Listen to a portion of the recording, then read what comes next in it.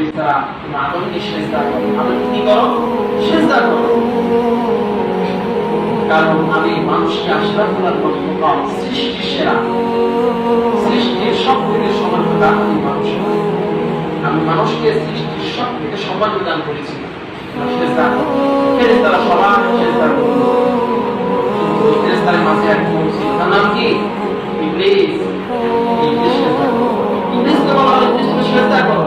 ইবলিস কি করলো? আল্লাহ তাআলা নিষিদ্ধগুলো জোরে নিষিদ্ধ করে দিল। যদি মাথাটা দিই তাহলে সিজদা হয়ে যাবে। ইবলিস চালাকি করে আমি পাটা দিই, পাটা সিজদা হচ্ছে না, মাথা উপর দিকে থাকছে। আল্লাহ রব্বুল আলামিন ইবলিসকে বলে, ইবলিস তুমি কেন সিজদা করলে? কিসের অহংকার তোমার? ইবলিস বলে, আল্লাহ আমি হচ্ছে আগুনের সবসময় কাজ করতে চাই। দিকে যখন আগুন লাগে, আগুন কি নিচের দিকে যায় উপর দিকে চলে? উপর দিকে যায়। মাটি কেন উপর দিকে যায়? মাটি কিন্তু নিচের দিকে চলে যায়। দেখেন ইবলিস এই যে এখানে অহংকার করলো যে আল্লাহ আমি হচ্ছে আগুন, ও হচ্ছে মাটি, আমি কেন সিজদা করতে যাব? আমি আমার সিজদা করব। আল্লাহ রব্বুল আলামিন অহংকারীদেরকে কখনোই পছন্দ করে না। ইবলিসকে আল্লাহ রব্বুল আলামিন কেন ধ্বংস করলেন? অন্য কোন সমস্যা ছিল? ইবাদত কি কম করেছে? না, মোটেও কম করে নাই। কিতাবের মধ্যে আছে, কিতাবের মধ্যে লিপিবদ্ধ আছে, ইবলিস এই পৃথিবীতে এমন কোন স্থান নেই যেখানে সিজদা করবে। এত ইবাদত করেছে, এত আমল করেছে, তারপর সে কি হয়ে গেছে? ধ্বংস হয়ে গেছে। কেন? দেখেন কি করার কারণে? অহংকার করার কারণে, হিংসা করার কারণে। বিশ্বনবী হাদিসের মধ্যে বলেন, ইয়াকুম ওয়াল হাসাদা ওয়া ইন্নাল হাসাদা ইয়াকুলুল হাসানাতি কামা তাকুলু নাউল হাতাব। বিশ্বনবী বারবার বলেছেন, সাহাবীদেরকে ডেকে বলেছেন, সাহাবীদেরকে বলেছেন আমার সমস্ত উম্মতের কাছে এই হাদিসটা পৌঁছায় দিবেন। ইয়াকুম ওয়াল হাসাদা ওয়া ইন্নাল হাসাদা ইয়াকুলুল হাসানাতি কামা তাকুলু নাউল হাতাব। কেউ যেন হিংসা না করে, তার ভাই প্রতি সে যেন হিংসা না করে, তার শরীর ভালো আছে, তার আল্লাহ তাআলা অর্থ সম্পদ আছে, যেন সম্পদের কারণে হিংসা না করে, তার চেহারা সুন্দর সে যেন হিংসা না করে, তার বডি ফিগার সুন্দর সে যেন হিংসা না করে, সব কিছু মিলে হিংসা না করে। কেন? কারণ তোমরা হিংসা হতে দূরে থাকো, হিংসা হতে দূরে থাকো। কেননা এই হিংসা নেকিকে জ্বালিয়ে পড়িয়ে ছাই বানিয়ে দেয়। কথা হচ্ছে যেমন আগুনের উপর যদি আপনি শুকনো কাঠ দেন, আগুনকে রাস্তা থাকে ভাই, বলেন ওই কাঠকে রাস্তা থাকবে?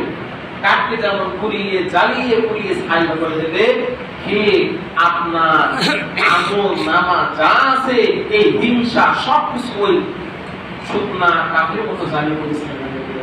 সম্মানিত হাজিরিন, এজন্য আমরা সব সময় চেষ্টা করব মানুষের সাথে হিংসা না করা, হৃদয় হয়ে ভালোবাসা দিয়া ভাইয়ের ভাইয়ের প্রতি সম্পর্ক ভালো রাখা, বন্ধু বন্ধুর প্রতি সম্পর্ক ভালো রাখা। আমরা যদি সবার প্রতি সালাম পেশ করতে পারি, সালামের অর্থ হচ্ছে আপনার বরের সাথে বসিত, ঠিক কিনা? সুবহানাল্লাহ। কিন্তু দেখেন আমাদের সমাজে সব থেকে বিপরীত হয় সালাম, ঠিক কিনা? এখন মনে করে যে আমি চাকরি করি, আমিও সালাম দেবো, পারি আমার সালাম। কিন্তু দেখেন বিশ্বনবীজি তার বিবি, তার স্ত্রী হযরতে আয়েশা রাদিয়াল্লাহু তাআলা আনহা, আল্লাহ রাসূল সাল্লাল্লাহু আলাইহি ওয়াসাল্লাম সব সময় আয়েশাকে আগে সালাম দিতেন, সব সময় আগে সালাম দিতেন। আয়েশাকে মনটা একটু খারাপ হয়ে যেত, কি আপনি একদিনও চেষ্টা করে বিশ্বনবীর আগে সালাম দিতে পারেন না। একদিন বিশ্বনবী দেখেন আয়েশার মনটা খারাপ, বিশ্বনবী তো বুঝতে পারছেন যে আয়েশার মনটা কেন খারাপ। বিশ্বনবী জিজ্ঞেস করেন নাই। বিশ্বনবী যখন গেটে ঢুকবেন সালাম দিতে যাবে, তখন ভাবলেন যে না, আজকে আয়েশা সালাম আয়েশা রাদিয়াল্লাহু তাআলা আনহা সালাম দিলেন বিশ্বনবীকে, দিয়ে পরে খুবই আনন্দ, মানে মনে হচ্ছে একটা স্বর্ণতীর পেয়ে গেছে, একটা স্বর্ণ পাহাড় পেয়ে গেছে, এত খুশি। জিজ্ঞেস করলেন আয়েশা তুমি আজকে এত খুশি কেন? বলছে আমি সারাদিন চেষ্টা করি দরজা খুলে দাঁড়ায় থাকি আপনার আগে সালাম দেবো, কিন্তু আপনি আমার আগে সালাম দেবেন, আপনি আমার আগে সালাম দিবেন, চেষ্টা করি আপনাকে আমি আগে সালাম দেবো, আপনি আগে দেন, এই জন্য আমার মনটা খুব খারাপ। আজকে যখন আপনি আসেন আমি আগে সালাম দিছি, এই জন্য আমার মনটা আজকে আমার খুব ভালো লাগছে। সম্মানিত হাজিরিন, আমরা যেন একজন আরেকজনকে সালাম দিতে পারি, এই সালামের প্রচার যেন করতে পারি। আল্লাহ তাআলা তৌফিক দান করুন। আমিন। হাজিরিন, অল্প কিছু কথা বলবো। দেখেন যে বিষয়ে কথা শুরু করছিলাম যে একদিন আমাদের এই দুনিয়া থেকে চলে যেতে হবে। ভাই আপনি যে বলেন হুজুর দুনিয়ায় থাকতে গেলে সম্পদ দরকার আছে, আমি এটা মানি যে আপনার সম্পদের দরকার আছে, কারণ সম্পদ ছাড়া দুনিয়া চলা যায় না, ঠিক কি?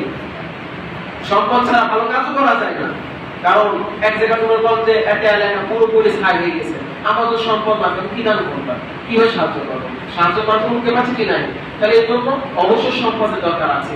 দেখেন দুনিয়ার সম্পদের সবাই দরকার আছে, কিন্তু এই সম্পদ যদি অন্তরে ঠাঁই পেয়ে যায় ভাই আপনার ইমানের দৃষ্টিতে পড়ে যাবে এবং সাবধান।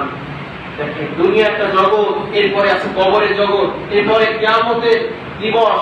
দেখেন দুনিয়া থেকে যখন কোন মানুষ চলে যায় তার আমল নামা সব কিছু বন্ধ হয়ে যায়, ঠিক না? আর কিছু দাঁড়িয়ে থাকে না, সে চাইলে কিছু পারে না। যখন কোনো খারাপ ব্যক্তির সামনে কোন বেনামাজির কাছে যখন মৃত্যুর সময় চলে আসে, সে আজরাইলকে বারবার ডেকে বলে ভাই আমাকে একটা মিনিট সময় দে, আমাকে একটা সেকেন্ড সময় দে, আমি কি ইবাদত করি, আমি একটু আল্লাহ তাআলার ইবাদত করি, আল্লাহ তাআলার প্রশংসা করি। ভাই একটা সেকেন্ড সময় দেন, আপনি বলেন তো ভাই আজরাইল কি আপনার একটা সেকেন্ড সময় দেবে? একটা সেকেন্ড সময় দেবে না। কেন দেবে না? কারণ আল্লাহ তাআলার নির্দেশ, যাও আজরাইল আমার ওই বান্দার কথা কবজ করে নিয়ে আসো। সবে মেরাজের ঘটনা, বিশ্ব নবীজি মেরাজে গিয়েছিলেন, যাওয়ার পর দেখছেন আজরাইল আলাইহিস সালাম একটি গাছের নিচে তার কিতাব নিয়ে তিনি হিসাব করতেছেন। এমন সময় বিশ্ব নবীজি সালাম দিলেন, আজরাইল আলাইহিস সালাম শুনতে পেলেন না, শুনতে পেলেন না। এবার জিবরাইল সালাম ডেকে বলেন আজরাইল ভাই বিশ্ব নবীজি আপনাকে সালাম দিয়েছে, তখন তিনি সালাম উত্তর দিলেন। এবার বিশ্ব নবীজি জিজ্ঞেস করলেন আজরাইল ভাই এই গাছের নিচে আপনি বসে কি করেন? আজরাইল আলাইহিস সালাম উত্তর দিলেন ইয়া হাবিবাল্লাহ, হে নবী আপনি শুনেন, এই যে গাছটা দেখছেন এই গাছের নাম হচ্ছে মৃত্যুর গাছ। কিসের গাছ? মৃত্যু গাছ।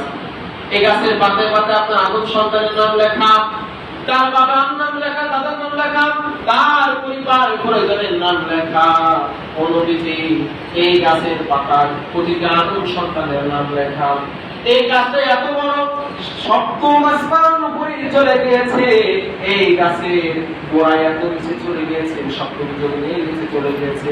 এর পাতা হলো হাতির কানের মতো বড় বড়, ফলগুলো মশলার মতো বড় বড়। এই গাছের পাতায় আদম সন্তানের নাম লেখা। যে বান্দার হায়াতের দিন শেষ, হায়াতের সময় শেষ হয়ে যায়, ওই গাছ থেকে একটা পাতা চুরি পড়ে যায়। ওই পাতাটা যখন পড়ে যায়, ওই পাতা নিয়ে আল্লাহ দরবার চলে যায়। আল্লাহকে বলে আল্লাহ আল্লাহ ওয়া আল্লাহ আপনি দেখেন আপনার এই বান্দার হায়াতের পাতা পড়ে গিয়েছে, মৃত্যুর সময় চলে এসেছে। তখন আল্লাহ রব্বুল আলামিন বলে আজরাইল ওই বান্দাকে তোমার দৃষ্টি সীমার মধ্যে নিয়ে চলে আসো। আজরাইল আলাইহিস সালাম বলেন ইয়া রাসূলুল্লাহ, তখন আমি ওই বান্দাকে আমার দৃষ্টি সীমার মধ্যে নিয়ে আসি। ওই বান্দা কোথায় যাচ্ছে, কার সঙ্গে মিশতেছে, কোথায় আড্ডা দিচ্ছে, কোথায় গল্প করতেছে, কোথায় ইবাদত করতেছে, আমার দৃষ্টি সীমার মধ্যে আমি নিয়ে চলে আসি। এরপর থেকে শুরু করে মৃত্যুর 40 দিন আগে ওই পাতা পড়ে যায়। পাতা পড়ে যাওয়ার পরে আমি ওই বান্দা যখন আমার দৃষ্টি সীমার মধ্যে নিয়ে আসি, প্রতিদিন একবার করে গিয়ে ওই বান্দাকে আমি একবার করে সালাম জানিয়ে আসি, আর বলে আসি ভাই তোমার মৃত্যু আর মাত্র 39 দিন সময় বাকি আছে। কয়দিন? 39 দিন সময়। তো আলোচনা সংক্ষিপ্ত করছে, বুঝে নেবেন ভাই, আর মাত্র 39 দিন সময় আছে। এরপরে দিন চলে যায়, যখন আর 3 দিন তার হায়াতের বাকি থাকে, আমি তার কাছে দিন আর একবার না ইয়া রাসূলুল্লাহ আমি তোমার কাছে বলে আব্দুর রহিম ভাই, আব্দুর রহিম তুমি এখন দুনিয়ার মধ্যে পড়ে আছো, তুমি এখন নামাজ পড়ো না, এখন তুমি আল্লাহকে ডাকো না, এখন তুমি সত্য কথা বলো না, এখন তুমি সৎ পথে চলো না। আব্দুর রহিম শোনো শোনো, তোমার মৃত্যুর আর মাত্র 2 দিন সময় বাকি আছে। কয়দিন বাকি আছে? 2 দিন সময় বাকি আছে। তুমি এখনো নামাজ পড়ো না, এখন তুমি তওবা করনি, শোনো শোনো আর মাত্র 2 দিন। আজরাইল আলাইহিস সালাম বলে চলে যান। এরপরে যখন একদিন থাকে ঠিক অপরদিনের মতো করে আজকেও তার সতর্ক জানিয়ে যান। এরপরে যখন আর একদিন বাকি থাকে, সেদিন আজরাইল সালাম এসে বলেন আব্দুর রহিম আর মাত্র একটা দিন, আর কত দুনিয়ার বুকে তুমি ঘুরবা, আর কত তুমি দুনিয়ার মানুষের ব্যবহার করবা, আর কত তোমার পরকালের জন্য তুমি কিছুই করলে না, তোমার পরকালের আমল নামা পুরোই ফাঁকা। কিছুই লেখা নেই, কোনো আমল নেই, কোনো ভালো কাজ নেই, সব খারাপ কাজ, সব মন্দ কাজ, কোনো ভালো কাজ নেই। আর মাত্র একটা দিন তুমি কি করবা? পরের দিন যখন আজরাইল আলাইহিস সালাম রূহটা কবজ করে নিয়ে চলে যায়, আচ্ছা বলেন তো ভাই, এই ব্যক্তি যদি আল্লাহ তাআলার দরবারে দাঁড়ায়, ওর বিচার কি ভালো হবে না কঠোর হবে? বলেন, কঠোর হয়ে যাবে না? হাদিসের মধ্যে আছে, কোন ব্যক্তি যদি নামাজের হিসাব সুন্দরভাবে হয়ে যায়, তাহলে তার বাকি হিসাবগুলো সুন্দরভাবে হয়ে গেছে। সম্মানিত হাজির, এই যে গরমকাল, দুইটা কথা খেয়াল করেন, এই যে গরমকাল, এই যে রোদের তাপমাত্রা এত ডিগ্রি, একটা ফাঁকা জায়গা মাটি যদি দাঁড়ানো হয়, ভাই 2টা মিনিট দাঁড়িয়ে থাকা যাচ্ছে না, পায়ের মাটি গরম হয়ে যাচ্ছে, শরীরটা কেমন করে শুকায় মতো যাচ্ছে, কলিজাটা শুকায় যাচ্ছে, পানি ভাষা চালায়। একবার ভাবেন, হাসরের ময়দান আল্লাহ রাব্বুল আলামিন বলেন যে হাসরের ময়দানটা এই সামান্য লোহার মতো হবে না। আল্লাহ রাব্বুল আলামিন তামার কথা বলেছেন। কেন বলেছেন? কারণ তামার এক সাইডে যদি আগুন দেওয়া হয়, অপর সাইড ঠিক একই রকম গরম হয়ে যায়। এজন্য হাসরের ময়দান তামার হয়ে যাবে, সূর্যটা মাথার উপর চলে আসবে, সূর্যের 12টা মুখ সেদিন আপনার দিকে খুলে দেওয়া হবে। ওই সূর্যের তাপের কারণে আপনার মাথার মগজে গলে গলে আপনার হাঁটু সমান, কেউ পাও সমান, কেউ বুক সমান, কেউ হাবুডুবু খাবে। ওই দিন তো ভয় করেন ভাই, যেদিন আপনার আমার পাশে কেউ থাকবে না। তো থাকবে? কেউ থাকবে না। দেখেন, আজকে আমি আপনি যদি নামাজ না পড়ি, যদি আল্লাহ তাআলার দ্বীনের অবাধ্যে চলাফেরা করে, যদি দুনিয়ায় নিয়ে পড়ে থাকি, আখিরাতে যদি কিছু না করি, সন্তানের জন্য সব করে দিয়ে গেলাম, বিল্ডিং করলাম, বাড়ি করলাম, গাড়ি করলাম, সব কিছু করে দিয়ে গেলাম, কিন্তু ওই সন্তানকে আমি জীবনে কোরআন শিক্ষা দিলাম না, ওই সন্তানকে কোনভাবে সব শিক্ষা দিলাম না, তাহলে ওই সন্তানকে আমি মৃত্যুর পর সন্তানকে আমার জন্য দোয়া করবে? বলেন, এজন্য এমন সন্তানকে রেখে যেতে হবে যে সন্তান আমার মৃত্যুর পরে আমার কবরের বলে যে এতটুকু বলতে হবে যে রব্বিল হামহুমা কামা রাব্বায়ানি সগীরা। কবরে বলে যত দরকার নেই, মসজিদে বসে নামাজ পড়ে যাতে এতটুকু আল্লাহর কাছে দোয়া করতে পারে যে রব্বিল হামহুমা কামা রাব্বায়ানি সগীরা। আল্লাহ তাআলা এমন সন্তান আমাদেরকে দুনিয়ায় রেখে যত তৌফিক করুন। আমিন। যেগুলো আলোচনা করলাম ভাই, মৃত্যুর কথা আমরা বেশি বেশি স্মরণ করি, কারণ এই দুনিয়া থেকে আমাদেরকে অবশ্যই চলে যেতে হবে। আমি আপনি কেউ থাকবো না, ঠিক না, সবাইকে চলে যেতে হবে। যেগুলো আলোচনা করলাম, আল্লাহ রাব্বুল আলামিন সর্বপ্রথম আমাকে আলোচনাগুলো মানার তৌফিক দান করুন, এবার আপনাদেরকে মানার তৌফিক দান করুন। আল্লাহ সবার হায়াতের মধ্যে বরকত দান করুন। আমিন। সুবহানাকাল্লাহুম্মা ওয়া বিহামদিকা আশহাদু আল লা ইলাহা ইল্লা আনতা আস্তাগফিরুকা ওয়া আতুবু ইলাইক। আসসালামু আলাইকুম ওয়া রাহমাতুল্লাহি ওয়া বারাকাতুহু। যারা সুন্নাত করবে, যারা